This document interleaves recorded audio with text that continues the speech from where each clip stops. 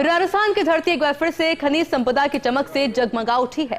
भारतीय भूवैज्ञानिक सर्वेक्षण पश्चिमी क्षेत्र जयपुर ने 2025-26 में राज्य में 80 से ज्यादा नई खनिज अन्वेषण परियोजनाओं की शुरुआत की। इनमें 5 विस्तृत अन्वेषण और 1 महत्वपूर्ण खनिज मूल्यांकन और गहन भूकंपीय परावर्तन परियोजना शामिल है। इन प्रयासों से राजस्थान अब देश का खनिज हब बनने की ओर तेजी से बढ़ रहा है। ये रिपोर्ट देखिए।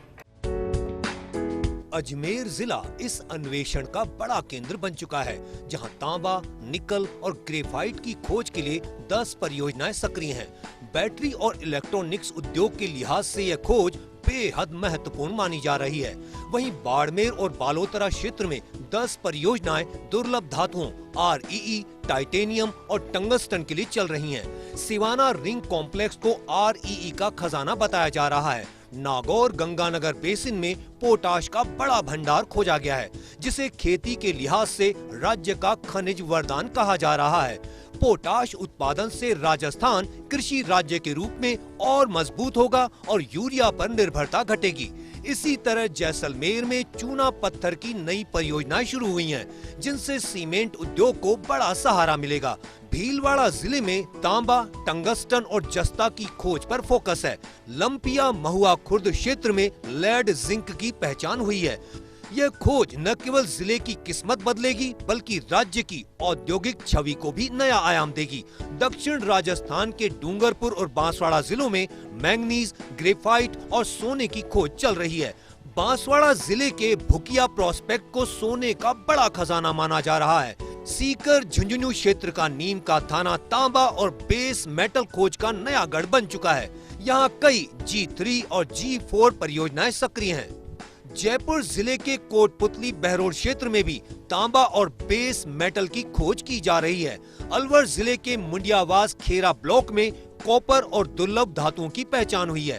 राजस्थान की सबसे बड़ी खोजों में नागौर के डेगाना और सिरोही के सीबा गांव क्षेत्र में मिले लिथियम भंडार शामिल हैं। लिथियम को बैटरी उद्योग और ई-मोबिलिटी का भविष्य माना जा रहा है। डेगाना क्षेत्र में टंगस्टन भी मिला है, जो रक्षा और एयरोस्पेस सेक्टर के लिए रणनीतिक खनिज है। अजमेर, जयपुर, डूंगरपुर और बांसवाड़ा जिलों में मिले ग्रेफाइट भंडार आधुनिक बैटरी और तकनीकी उपकरण उद्योगों को सीधा लाभ देंगे।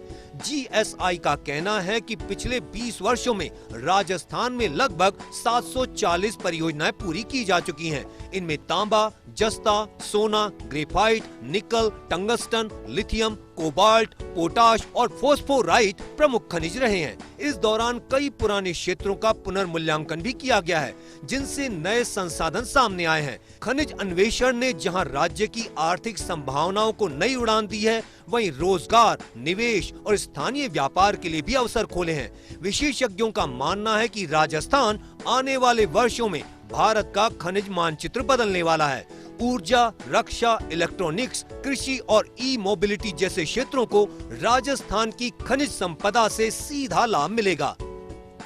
बेशकीमती खनिजों की खोज में राजस्थान इतिहास रचने जा रहा है।